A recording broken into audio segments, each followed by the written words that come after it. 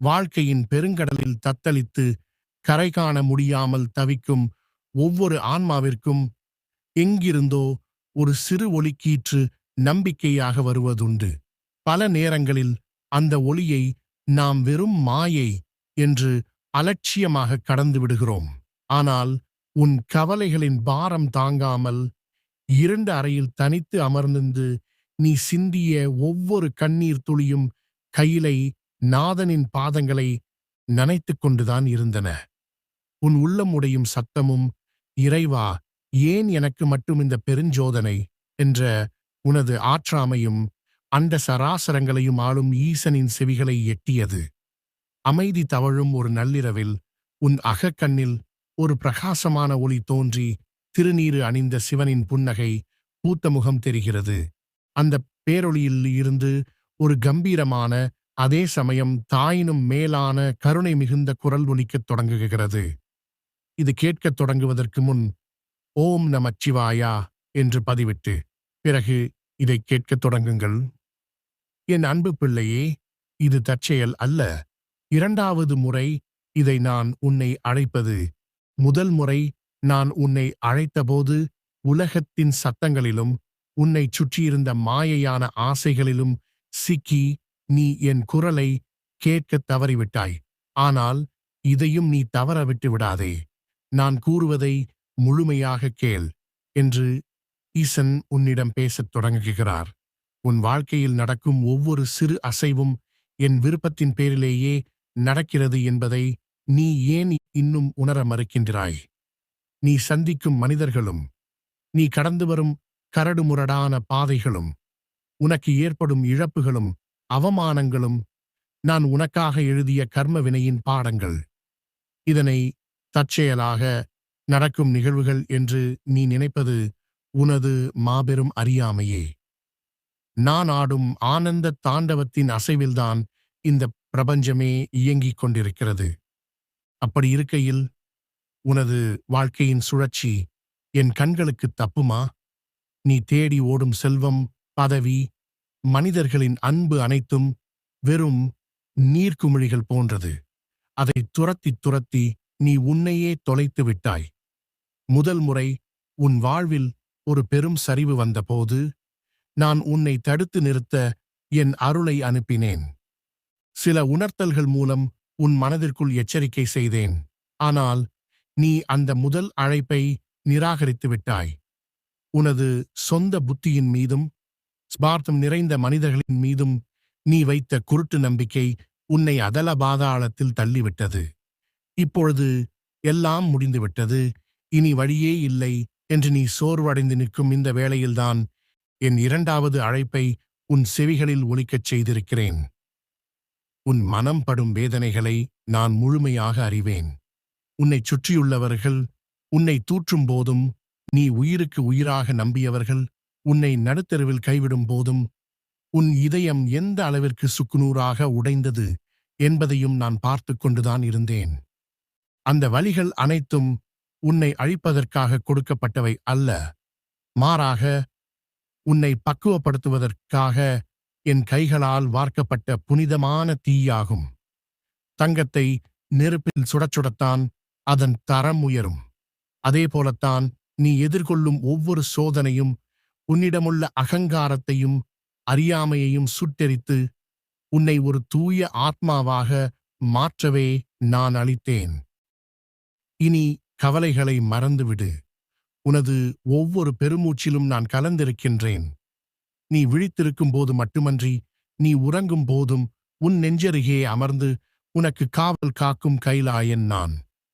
உலகமே உனக்கு எதிராக படை திரட்டி நின்றாலும் எம்பெருமான் எனக்கு துணையாக இருக்கிறான் என்ற ஒற்றை நம்பிக்கையை மட்டும் நீ என்றும் இழக்காதே.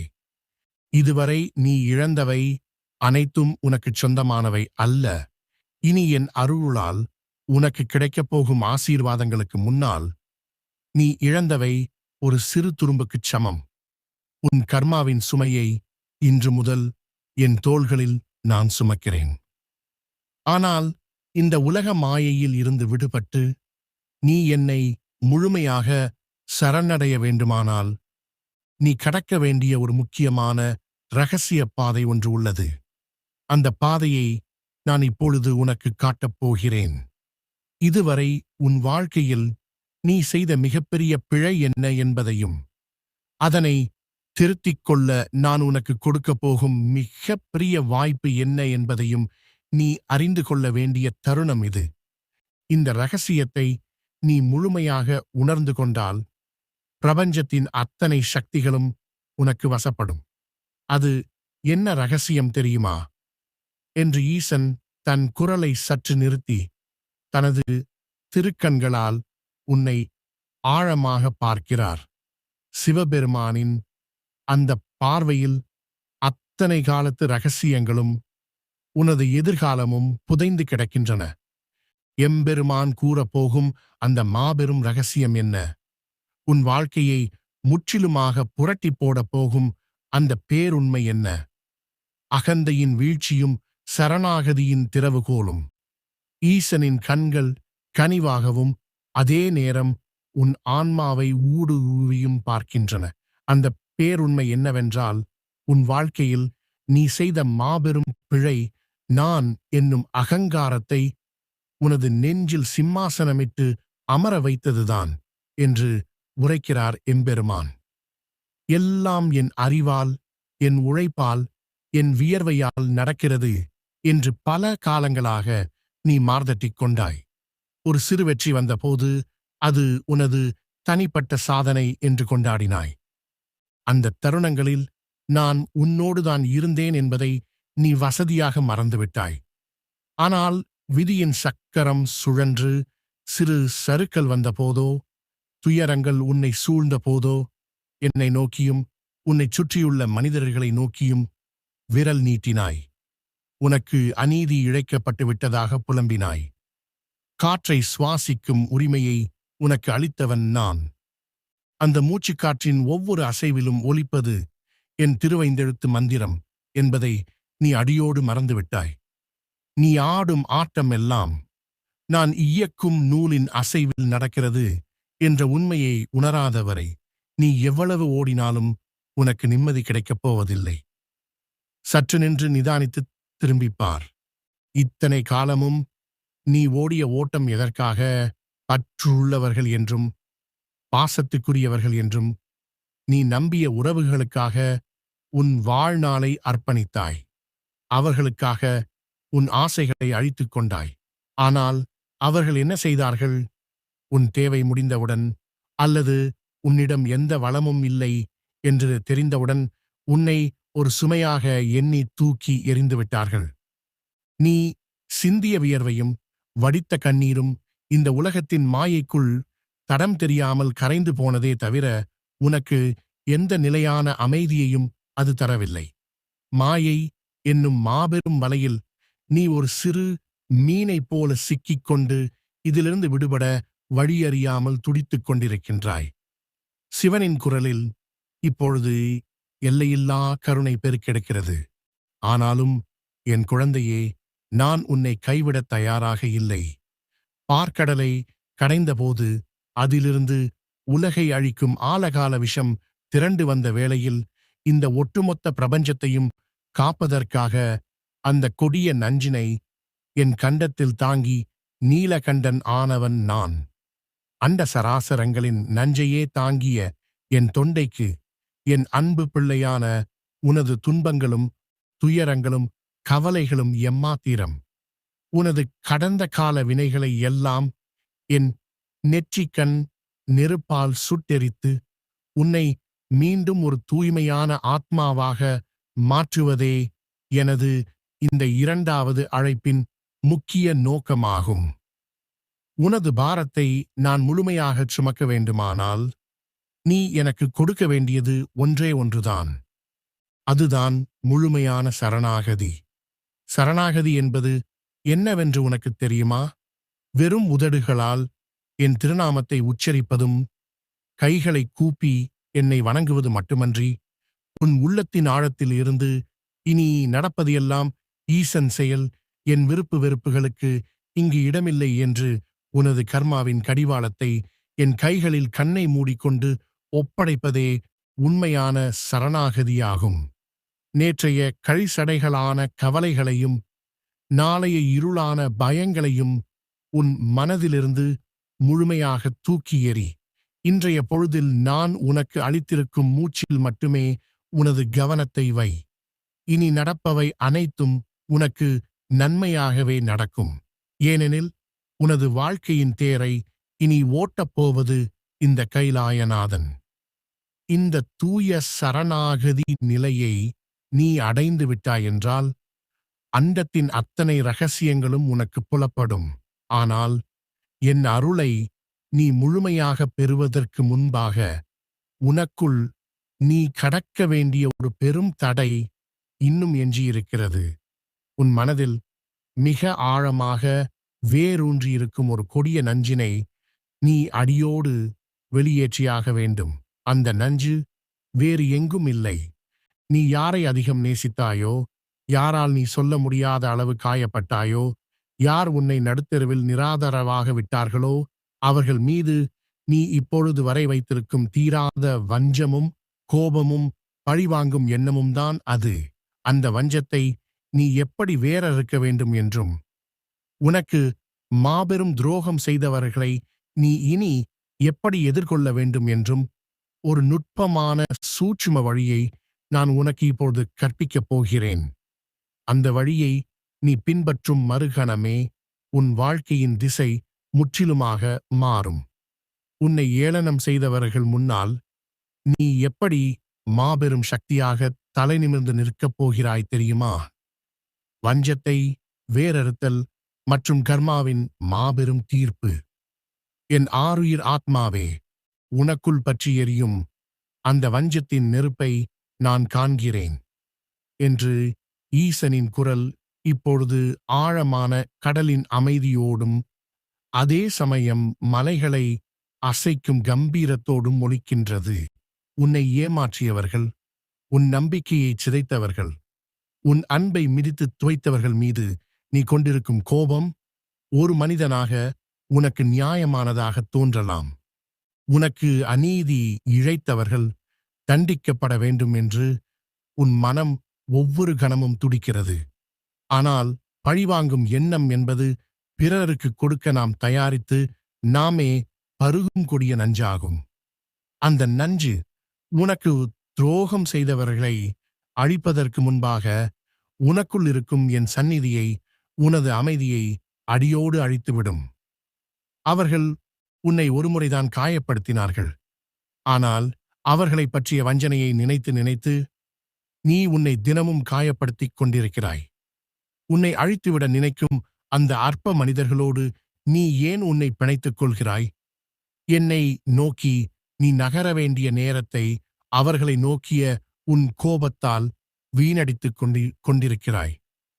இந்த பிரபஞ்சத்தின் மாபெரும் நீதிபதி நான். கர்மாவின் கணக்கு வழக்குகள் ஒருபோதும் பிசகாமல் நடக்கும் தர்ம சபை இது. காற்றிலாடும் சிறு இலையின் அசைவும் என் அனுமதியின்றி நடப்பதில்லை என்னும் போது என் நேசத்திற்குரிய பிள்ளையான உனக்கு இழைக்கப்பட்ட அநீதி மட்டும் என் கண்களை விட்டு தப்பிச் சென்று விடுமா என்ன? கால பைரவனாக நின்று காலத்தின் சக்கரத்தை சுழற்றும் நான் ஒவ்வொருவரின் கர்ம வினைக்கும் தப்பாமல் பலன் அளிப்பேன். அதை நீ உன் கைகளில் எடுக்க நினைக்காதே. நீ பழிவாங்க நினைப்பது என் நீதியின் மீது உனக்கு இருக்கும் முழுமையற்ற நம்பிக்கையையே காட்டுகிறது. எம்பெருமான் தன் திருக்கரத்தை உயர்த்தி உனக்கு ஆசி வழங்கித் தொடர்கிறார். அவர்களை மன்னித்துவிடு என்று நான் உனக்கு கட்டளையிடவில்லை. அவர்களை உன் மனதிலிருந்து முற்றிலுமாக அப்புறப்படுத்திவிடு என்று நான் கூறுகிறேன். உன்னை தூற்றியவர்கள் முன்னால் நீ எப்படி தலைநிமிர்ந்து நிற்கப் போகிறாய் தெரியுமா? அவர்களை வீழ்த்தி அல்ல, அவர்களை முற்றிலுமாக புறக்கணித்து உன்னை நீ உயர்த்திக் கொள்வதன் மூலம் அவர்கள் உன் வீழ்ச்சியை எதிர்பார்த்து காத்திருக்கிறார்கள். நீ கண்ணீர் வடிப்பாய், பிச்சை கேட்பாய், அழிந்து போவாய் என்று அகம் மகிழ்ந்து கொண்டிருக்கின்றார்கள். ஆனால் என் அருளால் நீ அடையும் எல்லையற்ற அமைதியையும் மாபெரும் வளர்ச்சியையும் கண்டு அவர்கள் திகைத்து நிற்பார்கள். உனக்குள் வீற்றிருக்கும் சிவஜோதியைக் கண்டு அவர்களின் கண்கள் கூசும். உன்னை துரத்தியடித்த அதே உலகமும் அதே மனிதர்களும் ஈசனின் அருள் பெற்றவன் இவன் என்று உன் முன்னால் வந்து தலைகுனிந்து நிற்கும் காலம் வெகு தொலைவில் இல்லை. உண்மையான சக்தி என்பது ஆயுதங்களை ஏந்துவதிலோ அதிகாரத்தை காட்டுவதிலோ அல்லது பிறரை அழித்து ஒழிப்பதிலோ இல்லை. தன்னை அழித்துவிட நினைப்பவர்களைக் கண்டும் எவ்வித சலனமும் இல்லாமல் ஈசனின் பாதங்களை இறுகப் பற்றிக் கொண்டு எல்லாம் அவன் செயல் என்று புன்னகைக்கும் அந்த உள்ளத்தில்தான் உண்மையான மாபெரும் சக்தி குடிக்கொண்டிருக்கிறது. எந்த ஒரு மனிதனின் புகழ்ச்சியும் உன்னை கர்வப்படச் செய்யக்கூடாது. எந்த ஒரு மனிதனின் இகழ்ச்சியும் உன்னை சோர்வடையச் செய்யக்கூடாது. நீ எனக்கானவன். சிவனுக்காகவே பிறந்த இந்த ஆத்மா அற்ப மனிதர்களின் செயல்களுக்காக தன் இயல்பை மாற்றிக்கொள்ளக்கூடாது. நீ சந்தித்த ஒவ்வொரு துரோகமும் ஒவ்வொரு வலியும் ஒவ்வொரு அவமானமும் உன்னை புடம்போட்ட தங்கமாக மாற்றுவதற்காக நான் நடத்திய மாபெரும் நாடகத்தின் சிறு அங்கங்கள் மட்டுமே. உன்னைச் சுற்றியிருந்த போலியான உறவுகளையும் சுயநல மனிதர்களையும் உன் வாழ்க்கையிலிருந்து அப்புறப்படுத்தவே நான் அந்த துயரங்களை உனக்கு அனுப்பினேன். இப்பொழுது உன் வாழ்க்கை என்னும் தோட்டம் கலைகள் ஏதுமின்றி சுத்தமாகிவிட்டது. உன் மனம் வஞ்சம் என்னும் இருளிலிருந்து விடுபட்டு என் ஒளியை ஏற்கும் தூய்மையான பாத்திரமாக மாறிவிட்டது. ஆனால் என் குழந்தையே, இந்த கடந்த கால புண்களை ஆற்றிக்கொள்வது மட்டுமே உன் வாழ்க்கையின் நோக்கம் அல்ல.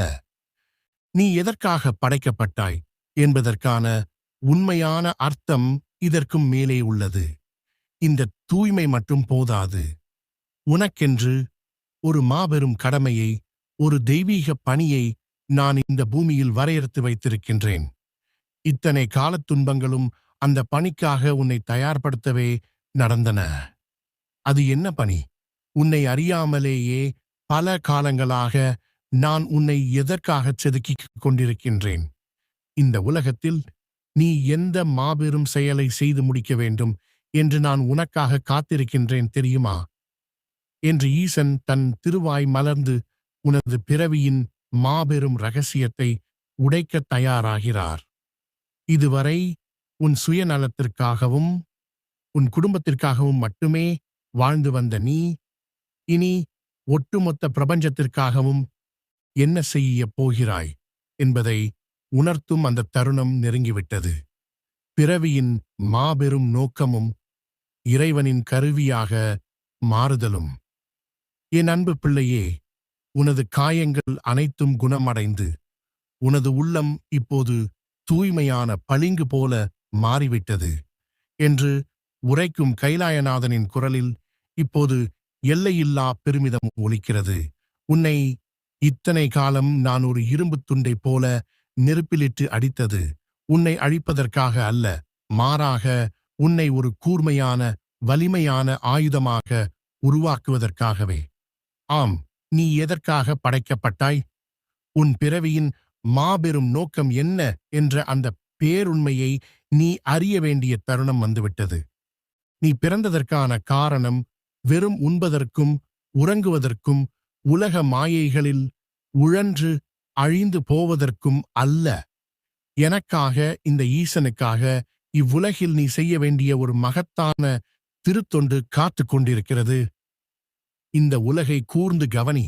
உன்னை சுற்றி எத்தனையோ மனிதர்கள் தாங்கள் ஏன் துன்பப்படுகிறோம் என்று கூட தெரியாமல் மாயை என்னும் காரிருளில் சிக்கி தத்தளித்துக் கொண்டிருக்கிறார்கள். அன்பிற்காக ஏங்குபவர்கள், துரோகத்தால் வீழ்ந்தவர்கள், வழிகாட்ட நாதியிட்டு நிற்பவர்கள் என பல கோடி ஜீவன்கள் அனுதினமும் கண்ணீர் வடிகின்றனர். காயங்களின் வலியை முழுமையாக உணர்ந்த ஒருவனால் மட்டுமே மற்றவர்களின் காயங்களுக்கு சரியான மருந்திட முடியும். உனக்கு நான் அத்தனை வலிகளையும் அவமானங்களையும் இழப்புகளையும் கொடுத்ததற்கு காரணமே இதுதான்.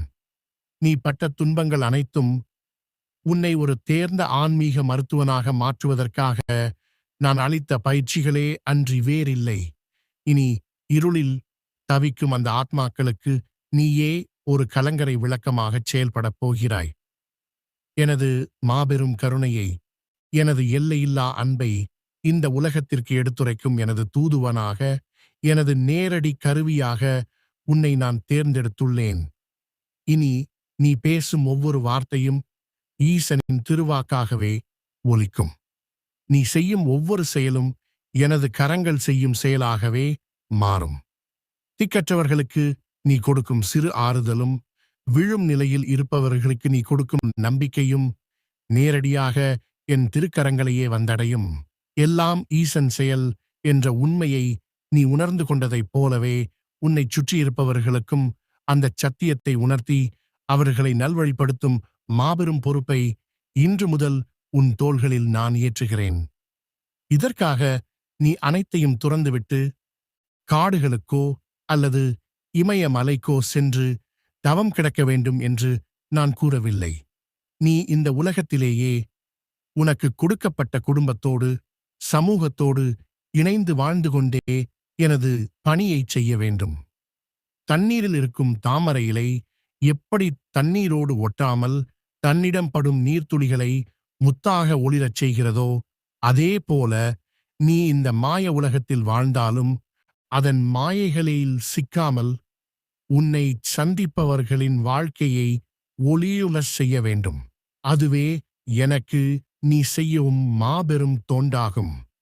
உன்னை இகழ்ந்தவர்கள் கூட உன் முகத்தில் வீசும் சிவ ஒளியைக் கண்டு உன்னிடம் வந்து ஆசி பெறும் அளவிற்கு உன்னை நான் உயர்த்தப் போகிறேன்.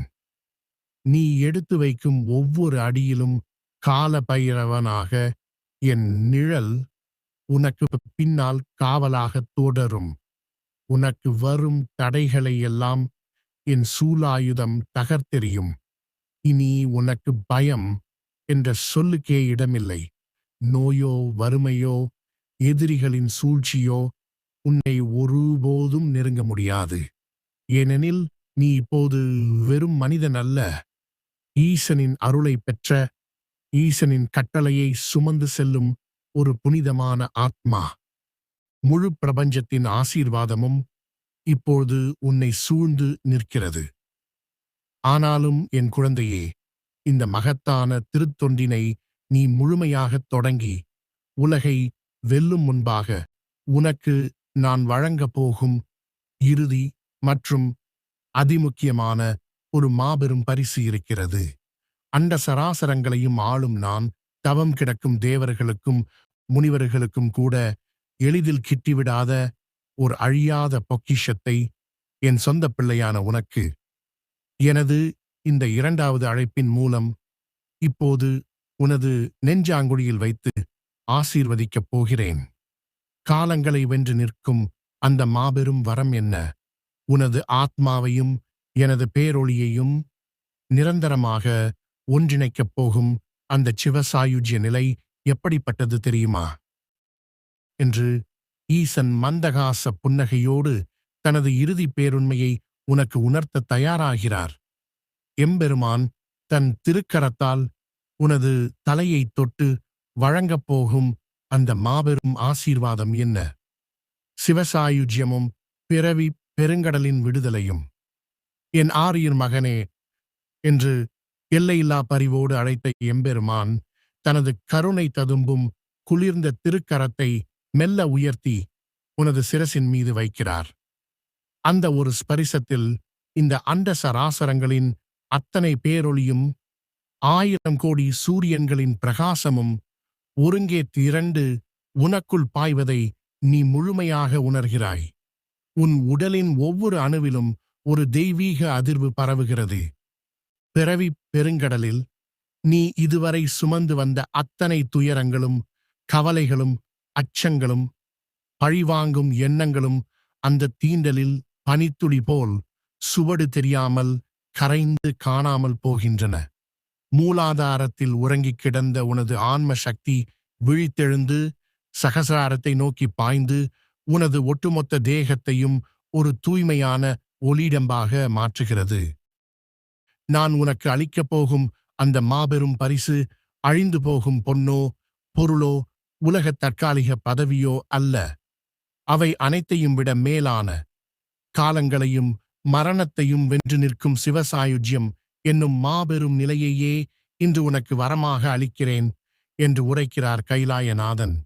சிவ சாயுஜ்யம் என்பது என்னோடு நீ இரண்டரக் கலக்கும் பேரின்ப நிலை. இனி நீ வேறு, நான் வேறு அல்ல. உனது உடல்தான் உனது, ஆனால் அதற்குள் இயங்கும் மூச்சுக்காற்று என்னுடையது. து உனது கண்கள்தான் உனது, ஆனால் அதன் வழியே இந்த உலகை பார்ப்பது நானே. உனது ஒவ்வொரு அசைவிலும், உனது ஒவ்வொரு சிந்தனையிலும் நான் முழுமையாக வியாபித்திருக்கின்றேன். இனி நீ சுவாசிக்கும் மூச்சுக்காற்று என் திருவைந்தெழுத்து மந்திரத்தின் நாதமாகவே உள்ளே சென்று வெளியே வரும். உன் செவிகளில் விழும் ஒவ்வொரு ஒலியும் ஓங்கார நாதமாகவே ஒலிக்கும். இந்த மாபெரும் வரத்தை பெற்ற பின்பு நீ மீண்டும் அதே உலகத்திற்குத்தான் செல்லப் போகிறாய். உன்னை வீழ்த்த நினைத்த, உன்னை ஏளனம் செய்த, உனக்கு துரோகம் இழைத்த அதே மனிதர்கள் மத்தியில்தான் நீ தொடர்ந்து வாழப்போகிறாய். ஆனால் இப்பொழுதிருக்கும் அதே சாதாரண மனிதனாக நீ அங்கு செல்லப் போவதில்லை. நடமாடும் சிவஸ்வரூபமாகவே, மாபெரும் சக்தி வாய்ந்த ஒரு ஞானியாகவே அங்கு உலவப் போகிறாய். உன்னை அவமானப்படுத்தியவர்கள் இனி உன் முகத்தில் வீசும் அந்த பேரொளியைக் கண்டு உன் கண்களை நேருக்கு நேர் பார்க்க முடியாமல் திகைத்து நிற்பார்கள். உன்னை எப்படியாவது அழித்து விடலாம் என்று கணக்கு போட்ட அவர்களின் அகங்காரமும் ஆணவமும் உன் நிழலை கண்டவுடனேயே சுக்கு நூறாக உடைந்து உன் காலடியில் வந்து மண்டியிடும். அவர்களுக்கு நீ எந்த தண்டனையும் தரத் தேவையில்லை. உனக்குள் முழுமையாக குடிகொண்டிருக்கும் என் தர்மத்தின் நெருப்பே உனக்கு எதிராக வரும் அத்தனை சூழ்ச்சிகளையும் அநீதிகளையும் அடியோடு சுட்டெரித்து சாம்பலாக்கும். சிவனின் குரல் இப்பொழுது பிரபஞ்சமெங்கும் எதிரொலிக்கும் மாபெரும் நாதமாக ஒலிக்கின்றது. உனது கடந்த கால கர்மாக்கள், பல பிறவிகளாக நீ சேர்த்து வைத்த அத்தனை பாவ புண்ணிய கணக்குகளும் இந்த நொடியோடு முடிந்துவிட்டன. இனி உனக்கு முந்தைய பிறவியின் தொடர்ச்சியோ, அடுத்த பிறவி குறித்த அச்சமோ, மரண பயமோ கிடையாது. ஜனன மரண சுழற்சியிலிருந்து உன்னை நான் முற்றிலுமாக விடுவித்து விட்டேன். நீ செய்யும் செயல்கள் இனி உன்னை சாராது. அது ஒட்டுமொத்தமாக என்னையே சேரும். எந்த ஒரு உயிரை நீ பார்த்தாலும் அதிலும் என்னை மட்டுமே காணும் பக்குவத்தை இன்று நீ அடைந்து விட்டாய். பசியால் வாடும் ஒரு ஏழைக்கு நீ கொடுக்கும் சிறு உணவில் கைலாயத்தில் இருக்கும் என் பசி தீரும். அறியாமை என்னும் இருளில் தவிப்பவர்களுக்கு நீ காட்டும் நல்வழியில் என் கருணை இந்த உலகத்திற்கு வெளிப்படும். நீ பேசும் ஒவ்வொரு வார்த்தையும் ஈசனின் தத்துவமாக மாறும். நீ வைக்கும் ஒவ்வொரு அடியும் இந்த பூமியை புண்ணிய பூமியாக மாற்றும். இதுவே என் ஆணை. இதுவே உனது இந்த பிறவியின் முழுமையான மற்றும் இறுதியான அர்த்தம். இனி உன் வாழ்வில் நடக்கும் ஒவ்வொரு நிகழ்வும், அது உனது உலகக் கண்களுக்கு இன்பமாகத் தெரிந்தாலும் சரி, துன்பமாகத் தெரிந்தாலும் சரி, எல்லாமே நான் உனக்காக, உன் ஆன்மாவின் மேன்மைக்காக நடத்தும் மாபெரும் திருவிளையாடல் என்பதை மட்டும் நீ ஒருபோதும் மறக்காதே. உலகமே இருண்டுவிட்டதாக நீ நினைக்கும் தருணங்களில் கூட அந்த இருளுக்கு பின்னால் உனக்காக ஒரு மாபெரும் விடியலை நான் தயாரித்துக் கொண்டிருக்கிறேன் என்ற அசைக்க முடியாத நம்பிக்கையை தவறவிடாதே. எந்தச் சூழ்நிலையிலும் கலங்காதே, எதற்கும் அஞ்சாதே, எவரிடமும் கையேந்தாதே. உனக்குத் தேவையான அனைத்தையும் நீ கேட்பதற்கு முன்பாகவே உன் கைகளில் கொண்டு வந்து சேர்க்கும் பொறுப்பை நான் ஏற்றுக்கொள்கிறேன். நீ எனக்கானவன், சிவனுக்காகவே செதுக்கப்பட்ட மாபெரும் கருவி நீ. நான் எப்போதும் உன்னுடனேயே இருப்பேன். உனக்கு ஏதேனும் ஒரு குழப்பம் வரும்போதோ அல்லது மனம் சோர்வடையும் போதோ அமைதியாக ஓரிடத்தில் அமர்ந்து கண்களை மூடி உனது நெஞ்சாங்குழியில் என்னை நினைத்துப்பார். அங்கு உனக்கு வழிகாட்ட, உன்னை அரவணைக்க நான் எப்போதும் வீற்றிருப்பேன் என்று கூறி எம்பெருமான் எல்லையில்லா பரிவோடு புன்னகைக்கிறார். சிவனின் அந்த புன்னகையில் இருந்து வெளிப்பட்ட பேரொளி மெல்ல மெல்ல உனக்குள் ஊடுருவி எம்பெருமானின் திருவுருவம் உனது இதய கமலத்தில் நிரந்தரமாக குடியேறுகிறது. உன்னைச் சுற்றியிருந்த அந்த பிரகாசமான தெய்வீக ஒளி மெதுவாக மறைந்து நீ கண்விழிக்கிறாய். ஆனால் உன் மனம் இதுவரை தன் வாழ்நாளில் கண்டிராத ஒரு எல்லையற்ற அமைதியையும் விவரிக்க முடியாத மாபெரும் சக்தியையும் இனம் புரியாத ஒரு ஆனந்தத்தையும் ஆழமாக உணர்கிறது. இது வெறும் கற்பனையோ கனவோ அல்ல. இது உன் வாழ்க்கையின் உண்மையான புதிய தொடக்கம்.